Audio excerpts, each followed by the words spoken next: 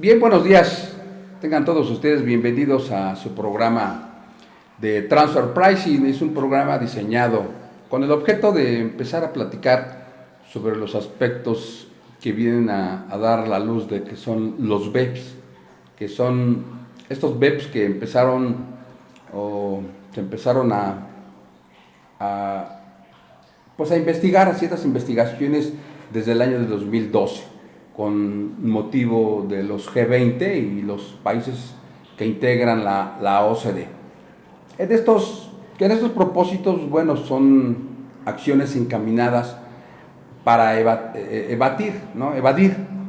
Que empresas multinacionales trasladen los beneficios a otros países mediante la erosión de la base imponible. En este tenor podemos hablar que el paquete de reformas del Ejecutivo que se envió el 8 de septiembre a la Cámara de Diputados, pues bueno, ya ahorita pues ha sido aprobado por diputados con algunas enmiendas, correcciones ortográficas y se mandaron a la Cámara de Senadores a fin de que la Cámara de Senadores rinda su dictamen y si está de acuerdo, pues bueno, lo pasa a la promulgación y publicación al diario oficial. Pero bueno, a la promulgación por el presidente de la República, que tiene por objeto revisar si el proceso legislativo ha sido adecuado, de acuerdo a la ley.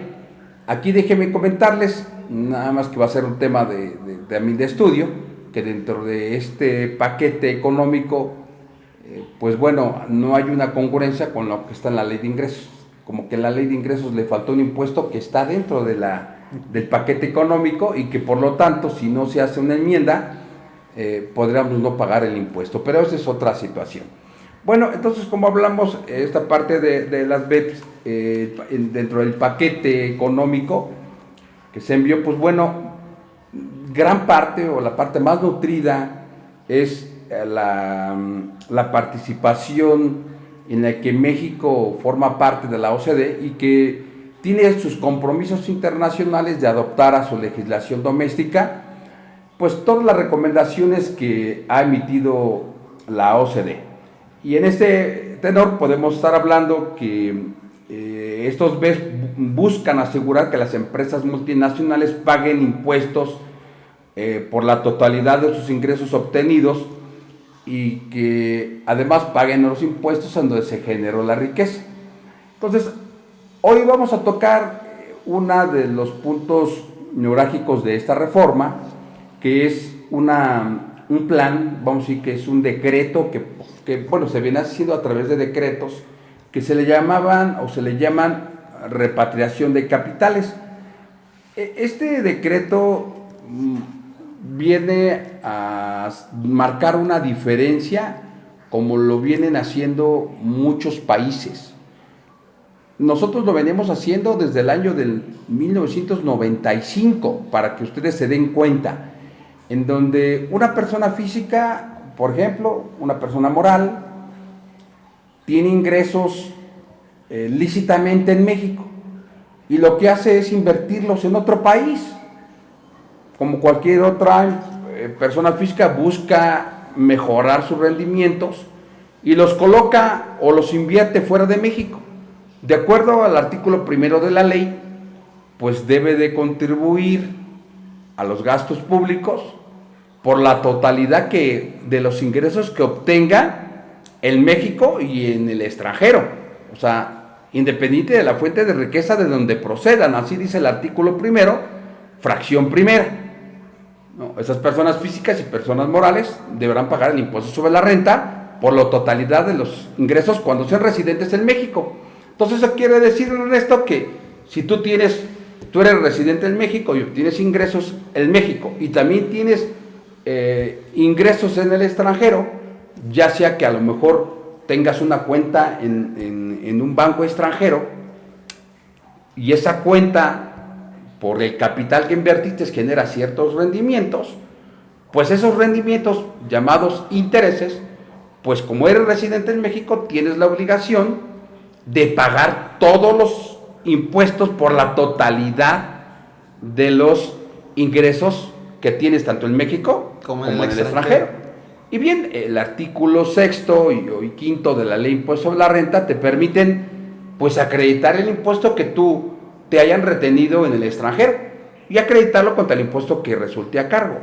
Entonces, recapitulando, una persona física o una persona moral residente en México o un establecimiento permanente deben de pagar los impuestos aquí en México de acuerdo a la fracción primera o a la fracción tercera. Entonces, si una persona física, ¿no?, si es residente, debe de pagar por la totalidad de sus ingresos, en México o en el extranjero, o un establecimiento permanente, solamente por los ingresos atribuibles a ese establecimiento permanente. Pero si el establecimiento permanente tiene un ingreso con una fuente de riqueza del extranjero, ya sea porque tiene una cuenta bancaria, por ejemplo en Estados Unidos, por los rendimientos que obtenga, los tiene que traer a México y de ahí pagar el impuesto sobre la renta. Entonces, pues desde estos años México ha querido pues fomentar la inversión y le dicen a todos sus extranjeros y a sus residentes, miren, los ingresos que obtuvieron en el extranjero y que no han pagado impuestos, dicen, tráiganlos y los vamos a premiar. Entonces les dicen a las personas físicas y a las personas morales, pues tráeme todos los ingresos que no me acumulaste aquí, o sea, que no me reportaste. En otras palabras, que evadiste el impuesto. Tráelos y te vamos a compensar. Te vamos a compensar para que no pagues el impuesto sobre la renta. Te digo, porque no pagues, porque es una tasa irrisoria lo que estaban pagando.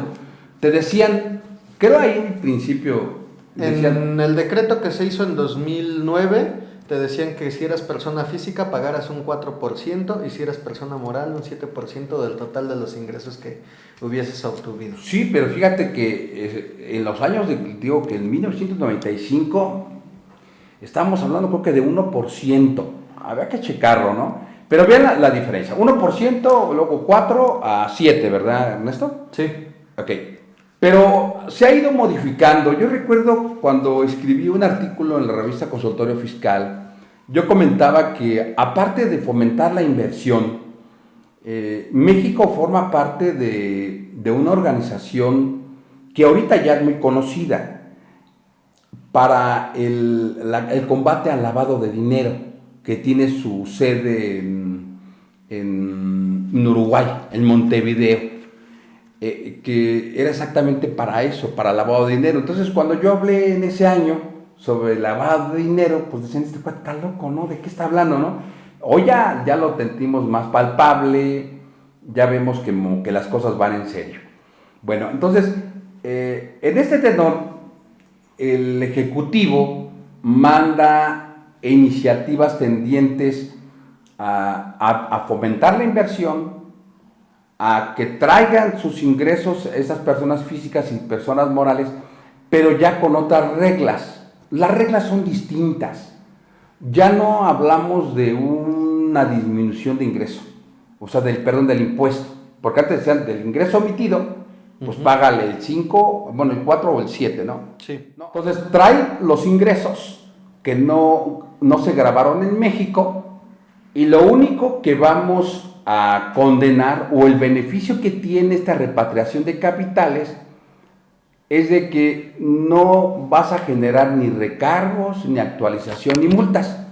Y el impuesto sobre la renta lo pagas en la totalidad, no como en otros años. Ahora pagas la parte que te correspondía de impuesto. El 30%. Igualito, como si lo hubieras obtenido aquí en México. Porque imagínate, pues yo no pago el impuesto, me lo llevo, y después dice que lo hago la repatriación y nada más pago un 4%, un 7%, pues entonces vamos a premiar para las personas que no pagan y después te los condonamos. O sea, eso no estaba tan lógico. Entonces, hoy México, siguiendo pues compromisos internacionales, porque ya es un compromiso internacional de la OCDE, y aquí juega otro elemento muy importante de lo que México se ha comprometido a través de pactos celebrados, que es el FATCA. FATCA. Precisamente para abundar un poquito en esa cuestión que dices de la repatriación de capitales, el proyecto que se aprobó en la Cámara de Diputados de la Ley Miscelánea 2016, la ley fiscal, nos dice en los transitorios del impuesto sobre la renta, las personas físicas y morales residentes en México y las residentes en el extranjero con establecimiento permanente en el país que hayan obtenido ingresos provenientes de inversiones directas o indirectas en el extranjero podrán optar por pagar, conforme a lo establecido en esta fracción, el impuesto sobre la renta correspondiente que se deba, y dice que los ingresos provenientes de inversiones mantenidas en el extranjero dentro de los 15 días siguientes a la fecha en que se retornen al país serán libres de multas, recargos y actualizaciones de acuerdo a la ley fiscal. Y dice que el único requisito que pide que cuando se haga esta repatriación de capitales se haga a través de instituciones financieras, de la banca o a través de la bolsa de valores. Pero también hay otros requisitos, ¿no? Que en el momento que hagas la repatriación, pues bueno, no tengas no estés sujeta a revisión fiscal de facultades de comprobación, ¿no?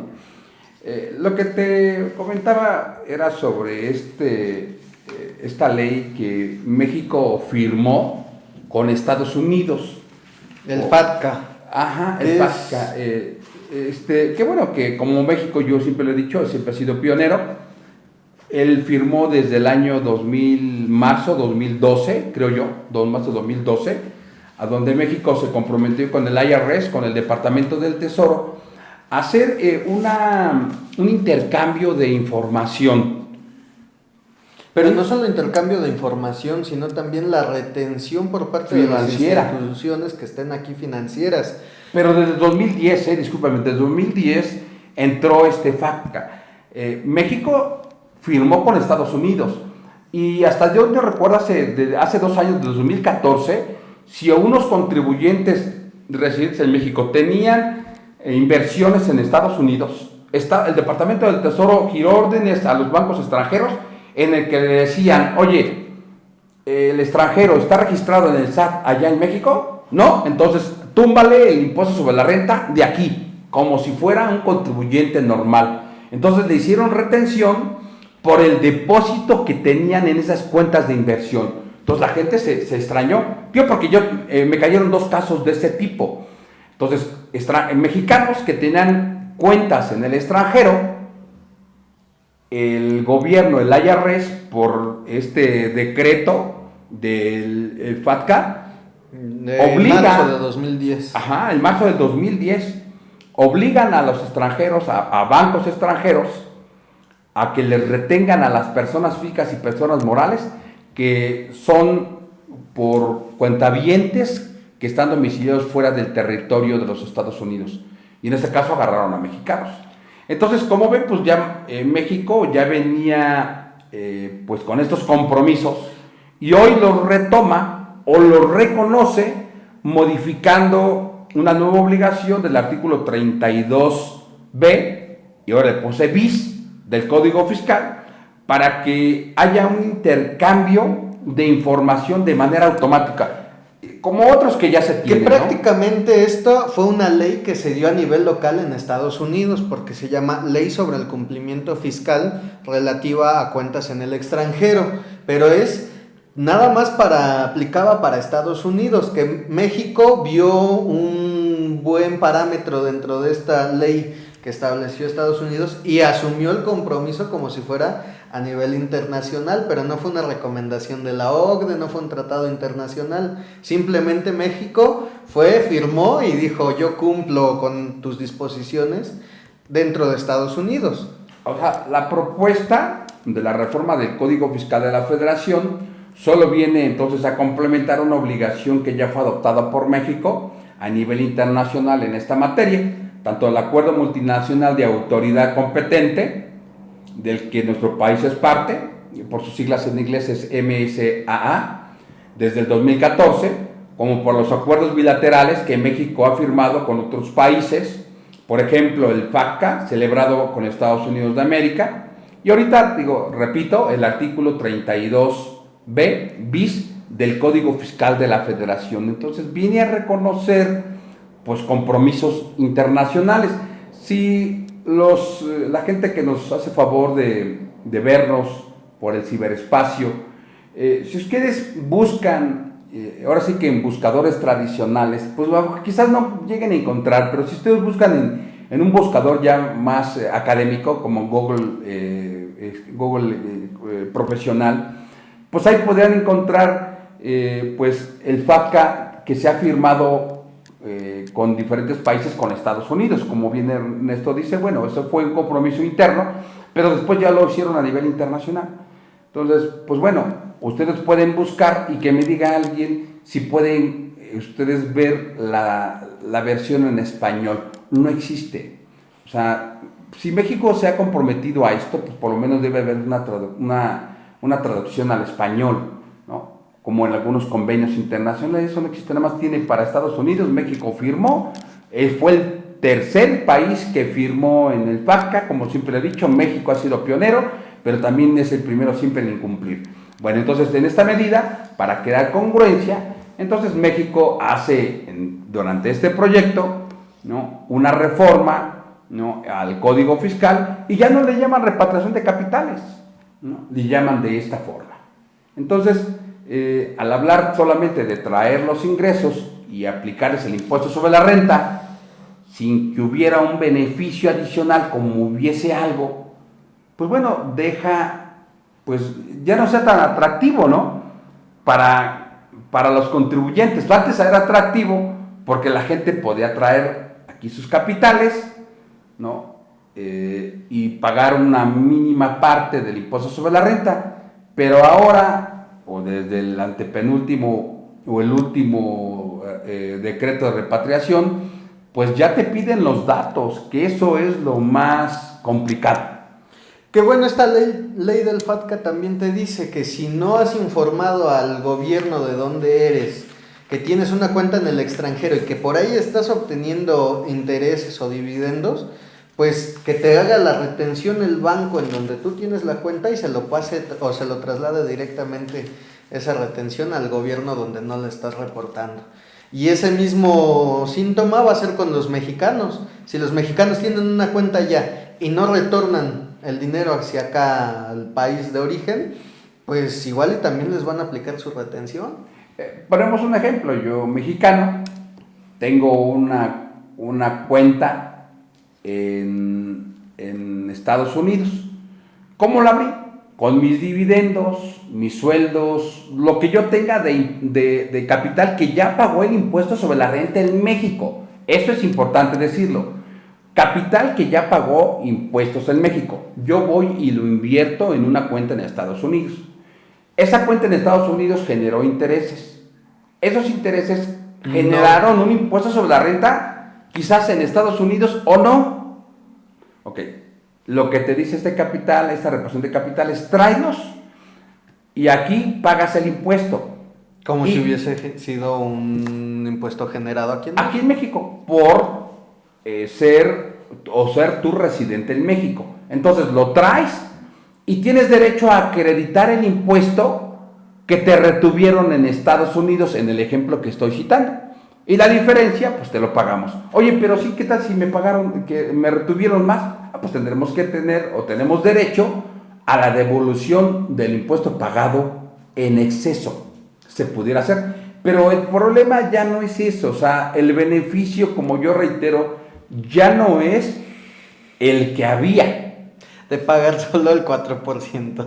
Y era tan poquito. No, lo que yo veo es una medida ya más enfocada a un poquito al lavado de dinero, ¿no? Bueno, pues sí, porque vienes a invertirlo aquí, no pagó el impuesto, y si lo inviertes aquí en tu empresa, pues bueno, de una u otra forma lo lavas, y ya con los rendimientos que obtienes, pues ya se quedó, ¿no? Si, ya quedó lavado, sin necesidad de hacer otra cosa, ¿no?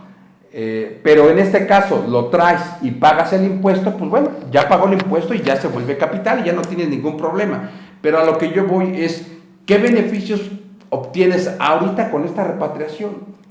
Si los comparamos, el beneficio es que ya no va a haber recargo en actualización. Oye, pero ¿qué pasa que si ni siquiera te pudieras tú estar sujeto a una facultad de comprobación? Hacienda ni siquiera se ha enterado, ¿no? Ahorita, por medio de este FATCA y de otros intercambios de información, pues México tiene la obligación de mandar a empresarios que tienen cuentas en México, ¿no? Y mandar una información a Estados Unidos y viceversa. Entonces podrían ahí cruzar, oye, el señor John Smith, ¿no? Aquí tiene una cuenta en Bancomer, en Banamex y generó tantos intereses anuales.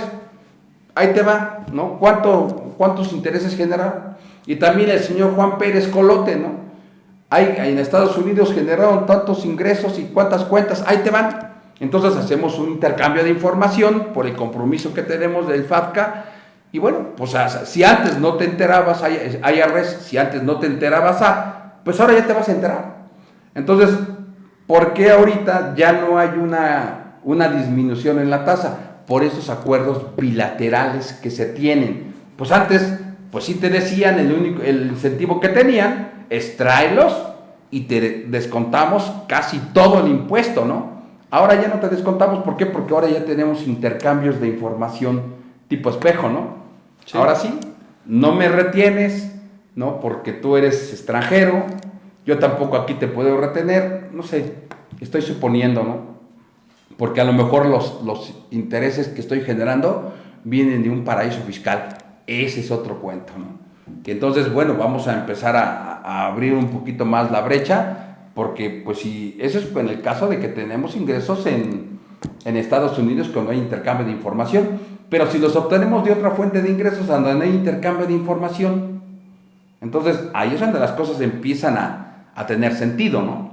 Bueno, entonces, ¿cuál sería el beneficio o hasta dónde están los límites? Vamos a ver.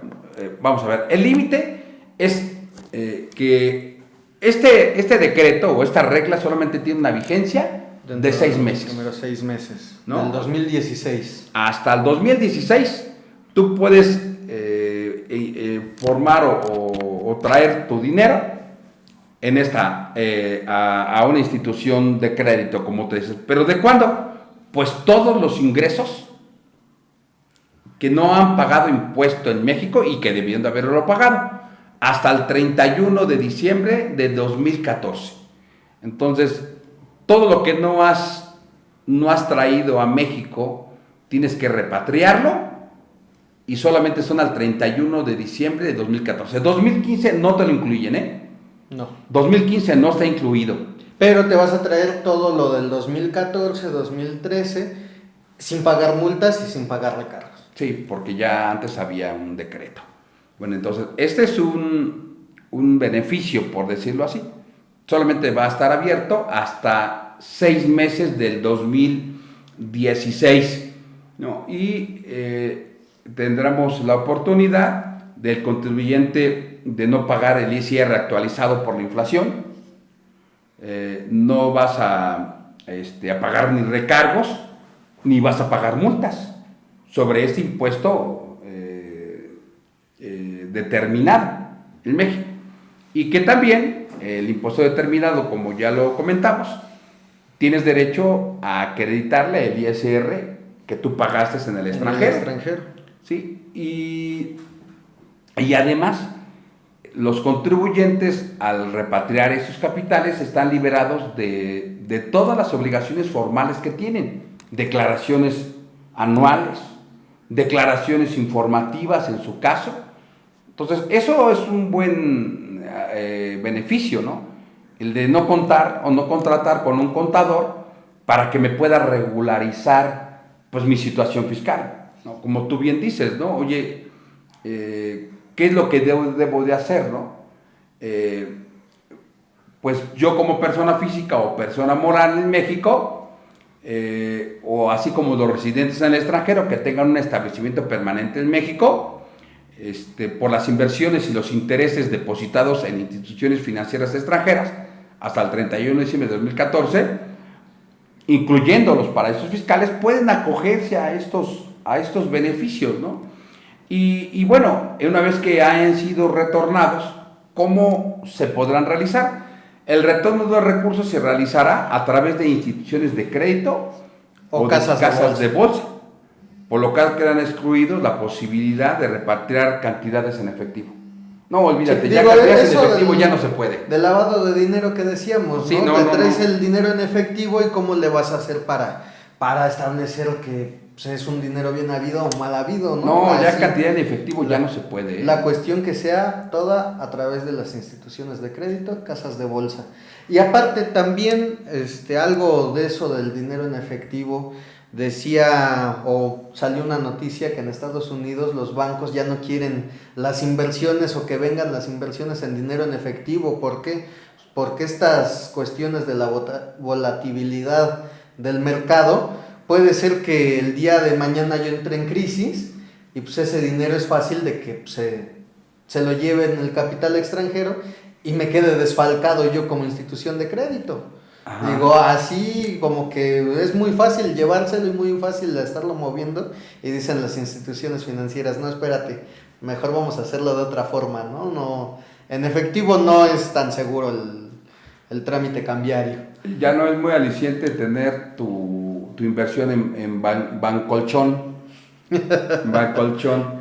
Bueno, los requisitos, o dentro de los más requisitos o reglas que podemos estar comentando, es que no se podrán, bueno, los recursos tendrán que ser invertidos en México durante un lapso de 3 años.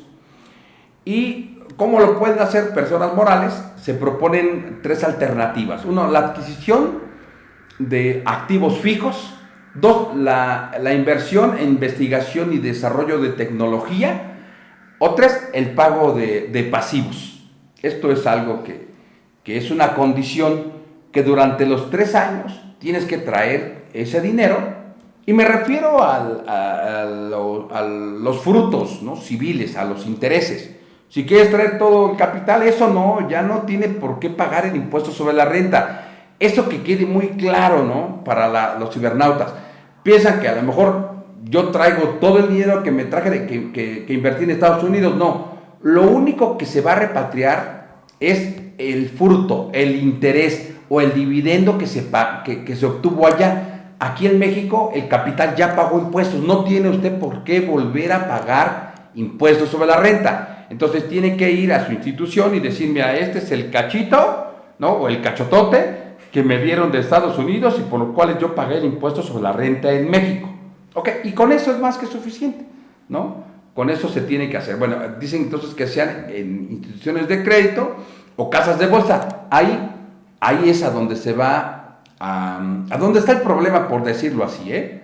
Y pues no es tanto el problema. Vas a tener que llenar unas formas a donde tienen todos los datos del contribuyente, que les van a dar como si fuera un cupón, para efectos pues, de dejar huella que usted fue la empresa que pagó el impuesto sobre la renta, ¿no? O el contribuyente que pagó el impuesto sobre la renta.